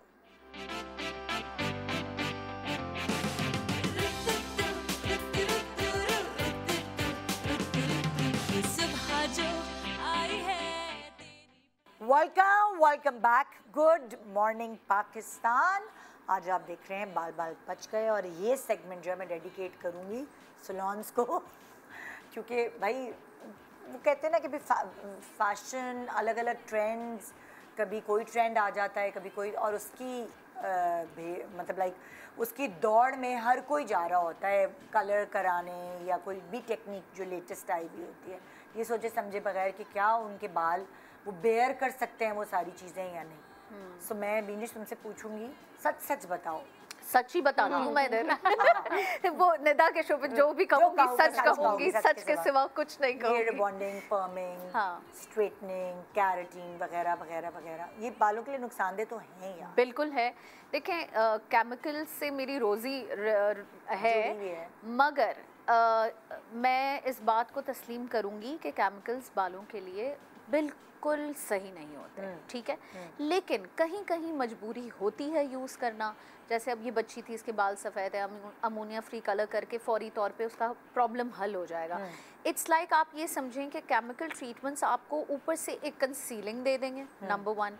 अगर आपको फैशन की तरफ जाना है, थोड़ा सा हाई फैशन लगना है, तो वो उस तरह की चीज़ें हो सकती हैं, मगर सेहत और नरिशमेंट से केमिकल्स का कोई ताल्लुक नहीं है, अनलेस कि हाँ अगर आप एक केमिकल ट्रीटमेंट कराते हैं, जैसे आपने हाइलाइट्स कराई, ठीक है, so you have to understand कि उसकी आफ्टर केयर के ट्रीटमेंट्स, वो भी केमिकल ट्रीटमेंट्स आपने लेने हैं, क्योंकि ये नहीं हो सकता कि आप एक केमिकल ट्रीटमेंट कराएं और वो आपके बालों की सेहत को असर ना करे। तो उसकी असरात को कम करने या सस्टेनेबल बनाने के लिए आपको आफ्टर केयर ज़रूर लेनी है। दो तीन सवाल ये कि जैसे फॉर एग्जांपल कैरेटिन है जो बहुत सारे सैलून्स वाले ये आपको धोखा देते हैं कि कैरेटिन तो बालों के लिए अच्छा है, कैरेटिन से तो आपके बाल। अच्छा, धोखा नहीं देते, मैं आपको बताती हूँ क्या है, ठीक है। बेसिकली मार्केट में बहुत सारी स्ट्रेटनिंग क्रीम्स मौजूद हैं जिनको रीबॉन्डिंग, एक्सटेंसो और कैरेटिन के नाम से बेचा जा रहा है, ठीक है। आप बहुत सारा इस वक्त अचानक से कैरेटिन देखेंगी मार्केट में, इस डब्बे के ऊपर कैरेटिन, इस शैम्पू के ऊपर। अच्छा, कुछ शैम्पू कैरेटिन बेस्ड होते हैं, कुछ शैम्पू कैरेटिन ट्रीटमेंट वाले बालों के लिए होते हैं। There is a difference of shampoos. लोग सिर्फ कैरेटिन लिखा हुआ देख के ख़रीद लेते हैं, ठीक है। कैरेटिन क्या है, कैरेटिन क्यों होना चाहिए, ये सब चीज़ें ऐसे मैं आपको बताती हूँ कि keratin is part of your own hair. Basically आपके अपने बालों के अंदर होता है, हमारा बाल कैरेटिन से बना हुआ होता है, प्रोटीन, कैरेटिन, ठीक है। आपको कैरेटिन ऐड हो रहा होता है उस ट्रीटमेंट से, तो एक तरीके से इट्स अ नरिशिंग ट्रीटमेंट, ठीक है। मगर कितने फीसद उस क्रीम के अंदर फॉर्मल्डिहाइड मौजूद है, which is a very cancerous gas which helps to straighten your hair, वो इम्पॉर्टेंट है देखना, ठीक है। अब दो तरह के कैरेटिन्स आते हैं, एक में 70% फॉर्मल्डिहाइड मौजूद है, एक में 30% मौजूद है। तो जो 30% वाला प्रोडक्ट है वो आपको नरिशमेंट देगा, आपके फ्रिज को एलिमिनेट करेगा, ईज करेगा, और आपके बालों को 2 से 3 महीने, याद रखें 2 से 3 महीने, पूरा साल जो बाल आपको स्ट्रेट रख रहा है वो कैरेटिन नहीं है, वो धोखा है। क्योंकि उसमें फॉर्मल्डिहाइड 70% है, दैट मीन्स वो अब स्ट्रेटनिंग क्रीम बन चुका है, वो कैरेटिन नहीं रहा। और स्ट्रेटनिंग क्रीम में आता है फिर वो रीबॉन्डिंग, एक्सटेंसो क्रीम्स। तो लोग क्या करते हैं, इन दोनों केमिकल्स को मिक्स कर देते हैं। अच्छा, बहुत सारे लोकल सैलून्स जिनके पास डिग्री नहीं है या जो थोड़ा सा भी अनएथिकल काम कर रहे हैं, वो क्या करते हैं कि कैरेटिन के नाम पे आपको स्ट्रेटनिंग क्रीम करके दे देते हैं। क्योंकि होता क्या है कि देखो कैरेटिन है महंगा। अब 30,000 रुपये अगर आप शोल्डर लेंथ के कैरेटिन का लगा रहे हैं जो 2 महीने आपको स्मूथ इफेक्ट देगा, जो कि ब्लो ड्राई इफेक्ट है, स्ट्रेटनिंग आयरन वाला इफेक्ट नहीं है, ठीक है। 2 महीने वो इफेक्ट देगा, 30,000 रुपये आप उसके पे करेंगी। वही चीज़ आप जब स्ट्रेट करवाएंगी बाल तो वो 1 साल के लिए स्ट्रेट हो जाएगा और वो आपको बिल्कुल डेड स्ट्रेट आयरन वाला, सुबह उठते ही आप ऐसे लगेगा आपको कुछ करने की ज़रूरत नहीं है। तो मोस्टली औरतें प्रेफर करती हैं वो वाला रिज़ल्ट। अब होता क्या है कि लोग, अब जैसे लेट्स सपोज मेरे पास एक खातून आई, उन्होंने 30,000 में कैरेटिन कराया, उनको नहीं पता, वो समझ रही हैं कि डेड स्ट्रेट हो जाएगा मेरा बाल। 2 महीने के बाद जब कैरेटिन उनके बालों से उड़ जाएगा वो मेरे पास आएंगी कि जी आपने तो 30,000 रुपये ले लिए, मेरा बाल तो अब स्ट्रेट नहीं हुआ। सो लोग क्या करते हैं, सैलून वाले इस उलझन में पड़ने से बेहतर है, क्योंकि आवाम को नॉलेज नहीं है तो वो नॉलेज देते भी नहीं है और वो उनको स्ट्रेटनिंग क्रीम करके भगा देते हैं। अच्छा, साल तक छुट्टी। And I've also seen a lot of people coming to me complaining about their major hair fall after keratin treatment, including me.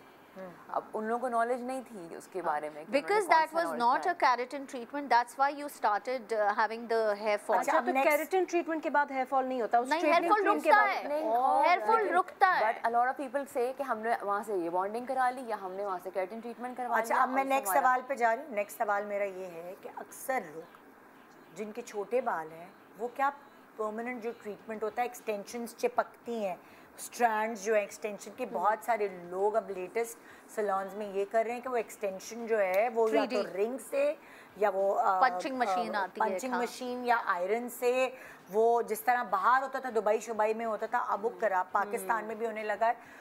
तो उससे बालों को क्या नुकसान होता है कि आपके छोटे बाल हैं और आप लंबी लंबी स्ट्रैंड्स एक्सटेंशन के वो फिक्स हो जाते हैं आपके बालों में? सबसे पहले तो देखें वो एक बटन और ग्लू, प्लास्टिक के ग्लू के साथ अटैच होती है, ठीक है, उसका अपना एक वज़न है। फिर वो स्ट्रैंड कितनी मोटी उठाई गई है, कितनी पतली उठाई गई है। आपके बाल देखो 3 किस्म के बाल होते हैं ना, एक थिन है, एक नॉर्मल है और एक रेजिस्टेंट है, ठीक है। अब अगर थिन बाल है और आपने उसके ऊपर अटैच कर दी तो आपके सर में ऐसा दर्द होगा, आपके बाल का वज़न, और वो उस वज़न की वजह से आपका अपना बाल भी तोड़ के निकलेगा, ठीक है। तो थिन बालों के लिए तो बिल्कुल भी नहीं है। अब थिन से मुराद ये नहीं है कि जिनके 4 बाल हैं, थिन से मुराद ये है कि फाइन बाल। ऑलराइट, चाहे थिक मतलब डेंसिटी बेशक हो, लेकिन अगर उसका बाल पतला है, थिन है, ठीक है, थिन फ्रॉम द टेक्सचर, और ज्यादातर थिन बालों वाले ही कराते हैं। एग्जैक्टली यही मैं कहने वाली तो उनके लिए मैं क्लिप ऑन एक्सटेंशन प्रेफर करूंगी। उनको मैं स्टिचिंग वाली, एक स्टिचिंग वाली भी होती है, एक वो उसमें तो जुएं भी पड़ जाती हैं। हाँ, वो वीव होती है। मैं भी यही बोलने वाली वो जुएं इसलिए पड़ती है क्योंकि आप उसकी क्लीनिंग सही नहीं कर सकते कभी कभी। उसकी जो पट्टी होती है उसमें नमी बरकरार रहती है जिससे बाल अटैच होते हैं। आप कितना भी अच्छा शावर ले लो, कुछ भी कर लो, नमी चाहिए होती लीखे धके और जुओं को रहने के लिए, तो उनका तो मकान बन जाता है घर में। उसके लिए कोम्ब आता है जो आपको ना ऐसे करके वाइल शैम्पूइंग यूज़ करना होता है। हाँ। वो यूजुअली लोग क्या करते हैं कि बाहर से जाके करवा रहे होते हैं। वीविंग यहाँ पे इतनी ज़्यादा कॉमन है नहीं, मैंने तो कोर्सेज किए हैं तो मुझे आता है सब कुछ। सो बेसिकली क्या होता है कि आप जल्दी जल्दी ट्रैवल कर रहे हो तो आप वीविंग करवा के आ जाते हो, आप उसकी आफ्टर केयर उठाना भूल जाते हो। उसका शैम्पू अलग होता है, उसकी कंडीशनिंग अलग होती है, और उसके साथ एक कोम्ब आता है जो आपके उस पोर्शन में जहाँ आपकी वीविंग हुई होती है वहाँ तक उसको क्लीन करता है, तब जुएं नहीं पड़ती हैं। वो मोस्टली हेयर ड्रेसर्स कभी कभी बताना भी भूल जाते हैं कि ये खरीदते हुए जाओ। तो इसका मतलब आप कह रही हैं कि आपका अपना बाल उससे और ज्यादा वीक होगा। देखें ना, चाहे आप वीविंग करें, चाहे आप ग्लू से अटैच करें, कोई भी परमानेंट एक्सटेंशन जो 3 to 4 मंथ्स आपके बालों में अटैच रहेगी वो आपके बालों को वीक करेगी। हो सकता है इतना वीक कर दे कि आपका जो पोर है जहाँ से बाल निकल रहा है, आपका फॉलिकल बिल्कुल बंद हो जाए, वेट इतना आए और उसके बाद फिर वहाँ से रूट से वो जड़ से निकलना ही बंद हो जाए। अच्छा, इस तरह भी होता है। अच्छा, अगला सवाल, बहुत सारी खवातीन की मांग फट रही है, आप नोट करें कि वो मांग, बाकी सब बाल पूरे अच्छे होंगे, मांग फट गई। एक तरह से बाल ना बनाएं। ये जो सदियों से हेयर स्टाइल चलते हैं ना, बचपन से सीधी मांग बन रही है, बचपन से साइड की मांग बन रही है, बचपन से सारे बाल जो है वो इस तरीके से बन रहे हैं कि चपटे खिंचे हुए तो फोरहेड खिंच जाएगा। कोई भी हेयर स्टाइल आप उसको कीप ऑन चेंजिंग। जैसे मैंने खुशबू शुजात का देखा है कि वो हमेशा से मांग, बीच की मांग के ही बाल निकालती हैं, बनाती है। मैंने उनको कभी इस तरह नहीं देखा, मतलब एक सिग्नेचर स्टाइल सबका बना हुआ होता है कि अपना सिग्नेचर स्टाइल ही तो मार देता है ना वो आपको। आपके बाल जो है ना वो एक तरफ बैठना शुरू हो जैसे मेरे इस तरफ, जब मैं इस तरफ मांग निकालती हूँ तो मेरी ये वॉल्यूम है ज़्यादा, क्योंकि मेरी आदत है, मुझे लगता है मेरी ये वाली साइड बेहतर लगती है, तो मेरे बाल यहाँ के कम होते हैं, और जब मैं इस तरफ करती हूँ तो ज़्यादा हीट भी ज़्यादा प्रोवाइड करते हैं नियर द स्कैल्प। बहुत से लोग जो हेयर स्टाइलिंग भी करते हैं, मेजॉरिटी आपका ये वाला area and scalp, this is the major area, crown area कहलाता है। हाँ। और थिनिंग होती है। मैं अगर किसी को एक्सटेंशन लगाना है तो मैं क्लिप ऑन वाले प्रेफर करूँगी। क्राउन्स आते हैं वो आप लगा लें। मांग फटी हुई मांगों के लिए तो एक अलग सी एक्सटेंशन जो मैंने देखी है वो आई है, वो ये कि आपकी मांग के ऊपर बस आप एक क्राउन थोड़ा पोर्शन लगा, क्राउन पीस आता है। हाँ। वही तो बता रही बाकी बाल आपके अच्छे हैं, वो आपकी बाल फटे हुए मांग जो है, वही बता रही हूँ कि आप क्राउन पीस ले लें, आप क्लिप ऑन ले लें, बट हर चीज़ टेम्परेरी लें। परमानेंट एक्सटेंशंस के मैं थोड़ा खिलाफ हूँ, हालांकि मैं खुद करती हूँ, लेकिन प्रेफर करवाती हूँ कि अगर काम चल सकता है तो फटी हुई मांग जैसे अगर फील हो रहा है कि लोगों की हो रही है, तो कोई ऐसी चीज़ है जो उसको थोड़ा बेहतर कर सकती है? बिल्कुल, आजकल आए हुए मटर जी बिल्कुल, मटर बालों के को की रीग्रोथ के लिए बहुत थिक नहीं। तो आप ऐसा करें, जैसे मटर आप खा लें, छिलके फेंके नहीं, उसको सुखा लें, उसको उबालें और उसमें अदरक, जितना आपने मटर के छिलके लिए हैं, आप मिसाल के तौर पे 1 मुट्ठी आपने मटर के छिलके लिए हैं, आधा लीटर पानी आपने लिया है, इतना बड़ा टुकड़ा आप अदरक का ले लें, चॉप कर लें और इसको अच्छी तरीके से उबाल कर बहुत अच्छी 1 लीटर पानी आपका रह जाना चाहिए, आधा रह गया, उसको निकालें, उसको निकालने के बाद उसको ठंडा करें, ठंडा करने के बाद 20 ml रोज़मेरी एसेंशियल ऑयल इसमें डाल दें। आपका बहुत ही बेहतरीन रीग्रोथ करने वाला है, जिससे फटी मांग, छोटे छोटे बाल आपको 15 से 20 दिन के बाद नजर आना शुरू होंगे। आपने इसको रोज करना है, रोज करना। और अगर टेम्परेरी छुपाना है, जैसे हम लोग तो टेम्परेरी सॉल्यूशंस देते हैं, तो फाइबर पाउडर आता है, ठीक है। आपकी अगर ज़्यादा मांग फट रही है तो आप एक टेल कॉम बीच में रखें और थोड़ा सा फाइबर पाउडर दोनों साइड्स पे डाल दें, तो थोड़े से थिक लगने लग जाते हैं बाल। और अच्छा, आप फाइबर बनाना चाहें ना तो आलू के पतले पतले छिलके सुखा लें और जो प्याज के जो छिलके हैं ना, वो आप तवे पे जला लें।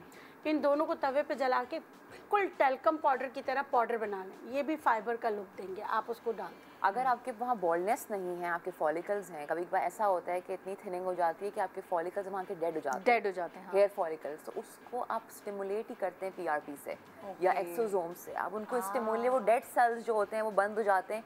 जब आप उस एरिया को कवरेज देते हैं with all of these growth factors, तो वो अंदर के जो फॉलिकल्स हैं, they get up and they are like okay बस।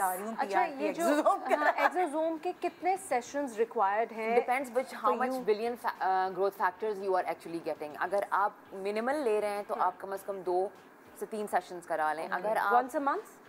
No, 2 months apart. अच्छा, 1 to 2 months apart. लेकिन अगर आप फॉर एग्जांपल 40 to 50 बिलियन का ग्रोथ फैक्टर्स यूज़ करें तो आप you're good. Once in 6 months is also good. तो फिर लोग ज़्यादा वाला ही क्यों नहीं फैक्टर लेते? It depends on Because your it's very own expensive.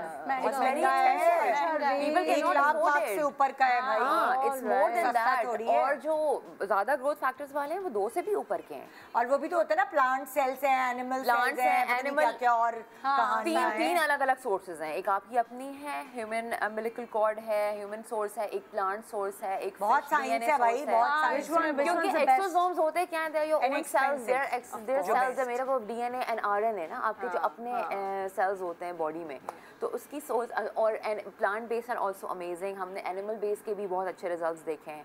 और सामन डीएनए भी बहुत कॉमन आजकल कॉज चल रहा है कि भाई वो वाले based DNA, even like polynucleotides भी हैं भाई। साइंस बहुत तरक्की कर गई है। बालों के लिए हम वो भी यूज जो करते हैं। करना करवाना है, आप YouTube पे जाएं, रिसर्च करें, वो नाम डालें, एक्सोसोम्स हम कर रहे हैं, तो आप जाएं, रिसर्च करें और YouTube पे देखें कि आपको क्या लगता है, ये आपको And don't be dependent on one thing. I think you should all be dependent on everything. बिल्कुल। The cause, the medical background, the vitamins, your diet, ये सारी चीजें हैं। Stress and anxiety, that's a very common factor. Research मांगती है जो कि जिसकी वजह से बहुत ज़्यादा आजकल जो है ये सारी problem, not just hair fall, सबकी other problems भी हो रही हैं। आप थैंक यू, बहुत शुक्रिया आप सब लोगों का और इतना गाइडलाइंस देने का पब्लिक को। हम एक छोटा सा ब्रेक ले रहे हैं, ब्रेक के बाद देखते रहिए गुड मॉर्निंग पाकिस्तान।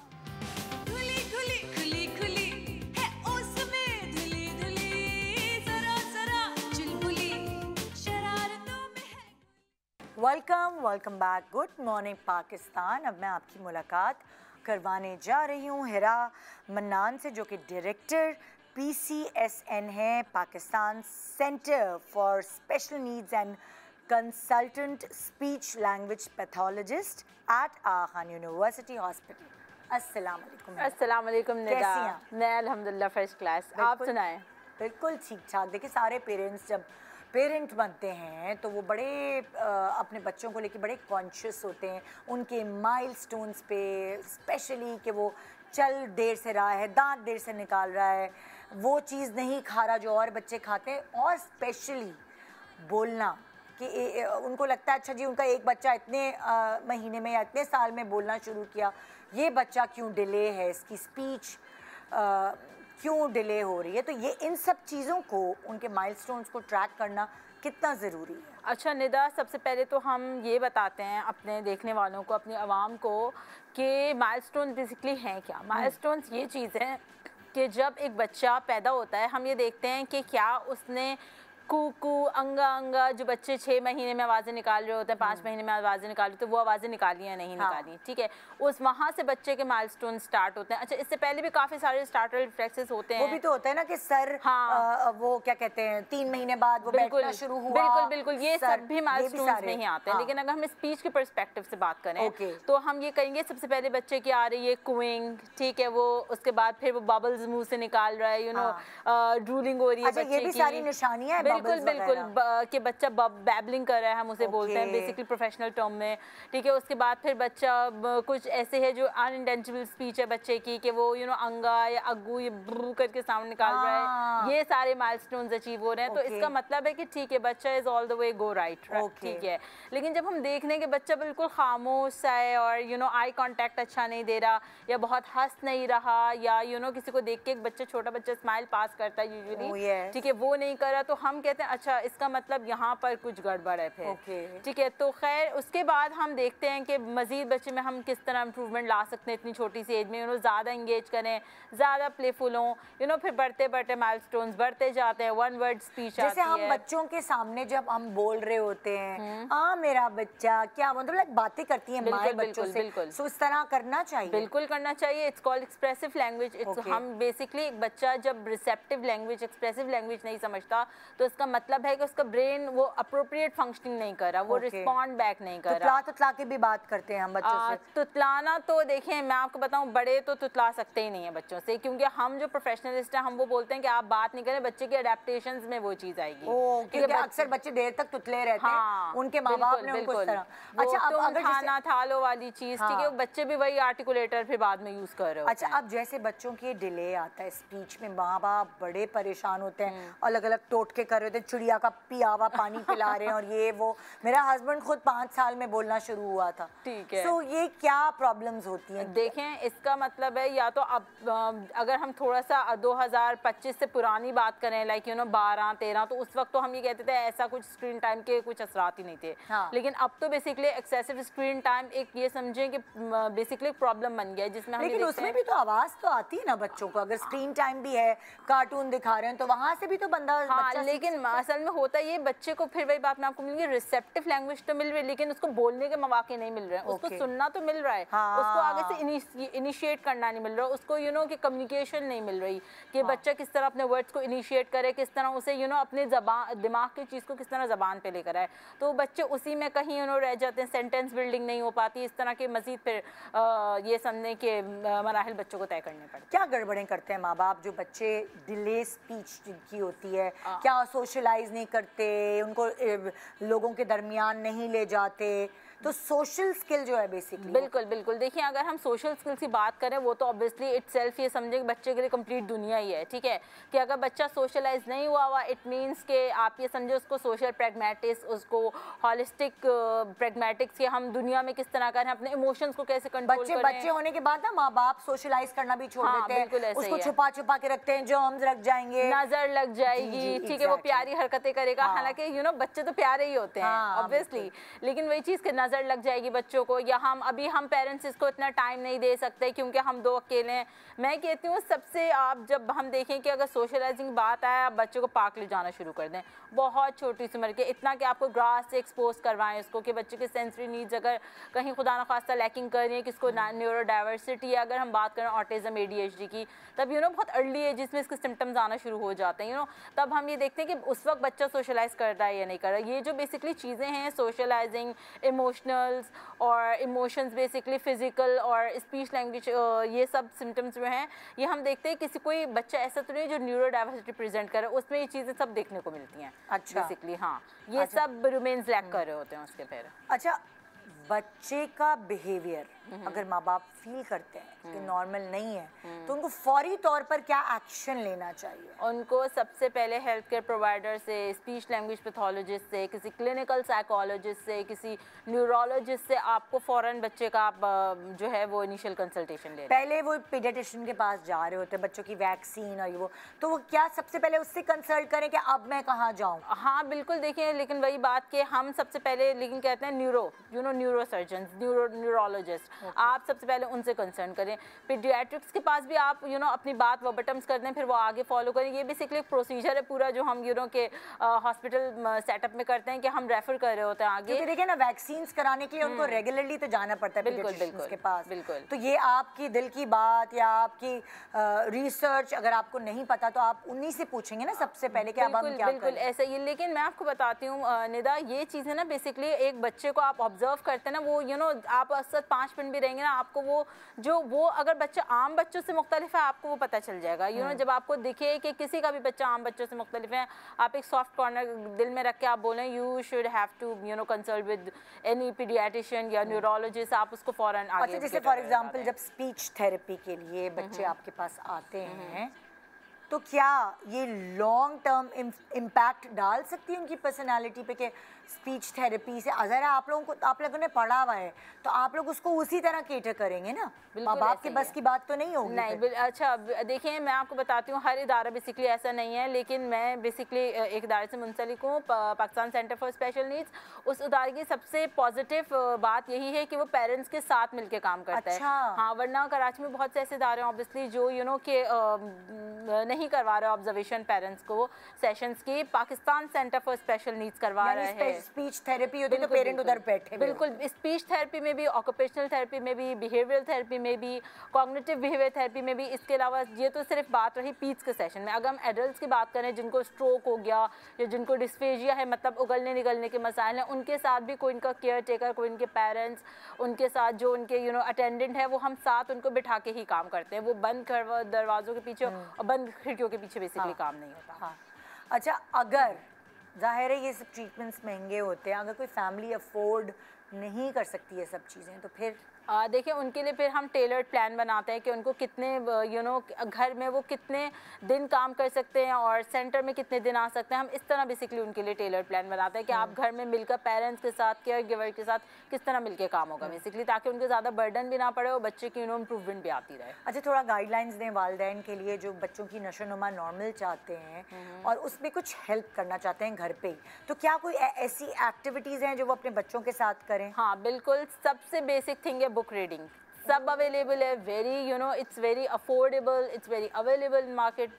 बहुत आपको ओपनली मिल जाएगी। आप बुक्स लें, एज अप्रोप्रिएट बुक्स लें। ऑब्वियसली हम किसी 2 साल के बच्चे के लिए बहुत कोई हैवी बुक्स लेके नहीं बैठेंगे। आप बुक्स लें, 1 वर्ड 1 सेंटेंस की, छोटे छोटे सेंटेंस की, पिक्चर्स की। उसके बाद आप बच्चे को डिस्क्राइब करें। उसके बाद आप बच्चे को साथ लेके बैठे गोद में, अपने हाथों में कि अच्छा अब क्या हो रहा है नेक्स्ट पेज में, ओह देखो ये तो एक ऑरेंज इस तरह आप उस पिक्चर को डिस्क्राइब करें। ऑरेंज हम क्या करते हैं, आप चुप हो जाएं, फिर बच्चे को बोलने का मौका दें। इस तरह आप बच्चे से communication, speech language pathology initiate कर सकते हैं। अच्छा, अगर मैं आपसे ये पूछूं कि PCSN, Pakistan centre for special needs, ये किस तरह बच्चों और वालिदैन के लिए फ़ायदेमंद है ये इदारा? देखें basically Pakistan centre for special needs काम कर रहा है बच्चों के लिए, फिर मैं बात बताऊंगी, और एडल्ट्स दोनों के लिए। ये सबसे पहली बात तो हर बच्चे का इंडिविजुअल प्लान है। अच्छा, अब मैं कैसे बता सकती हूँ हर बच्चा हम कैसे यहाँ पर बेसिकली डिस्कस कर सकते हैं। हर बच्चा मीन्स एक बच्चा है जो ऑटिज्म प्रेजेंट कर रहा है, एक बच्चा जो ADHD प्रेजेंट कर रहा है, एक बच्चा जो न्यूरो डाइवर्सिटी, इसके अलावा लर्निंग डिसेबिलिटी, जिसको लिखना नहीं आ रहा, उसको मैथ समझ में नहीं आ रही, उसको ड्राइंग समझ में नहीं आ रही, बहुत सारे एस्पेक्ट हैं। ये बेसिकली पूरा समंदर है अगर हम बोलें तो उन सब के ऊपर इंडिविजुअल प्लान्स के साथ काम करें। जो प्लान बेसिकली हम ऑटिज्म के साथ यूज़ करें वो नॉट नेसेसरी कि वो हम डिस्लेक्सिया के साथ यूज़ करें, ठीक है, जिनको लर्निंग डिसेबिलिटी है। तो इस तरह ये सबके साथ टेलर्ड प्लान है और सबके इंडिविजुअल थेरेपिस्ट है जो 1-on-1 सेशंस करते हैं बेसिकली। बच्चे को लेके बैठते हैं, उसके की जहन पर, उसकी कॉग्निटिव पर, इन पे काम करके, उसके बिहेवियर पे काम करके, इसके इमोशंस पे काम करके, फिर हम प्लान बना के बेसिकली बच्चों को ट्रीटमेंट देते हैं। Thank you so much, thank you Nida की आपने जो हमें दी। तो ये था हमारा आज का इन्फॉर्मेटिव शो। उम्मीद है कि फ़ायदा पहुंचा होगा। एक छोटे से ब्रेक नहीं, 2 दिन के ब्रेक के बाद हम मंडे को आपसे इंशाल्लाह मिलेंगे। ये छोटा ब्रेक हमारे लिए इसलिए क्योंकि हम बिजी रहेंगे इस वीकेंड भी, लेकिन आप अपना बहुत ख्याल रखिएगा और दुआ में याद रखिएगा। अल्लाह हाफिज़, मंडे को मिलेंगे। Good morning Pakistan.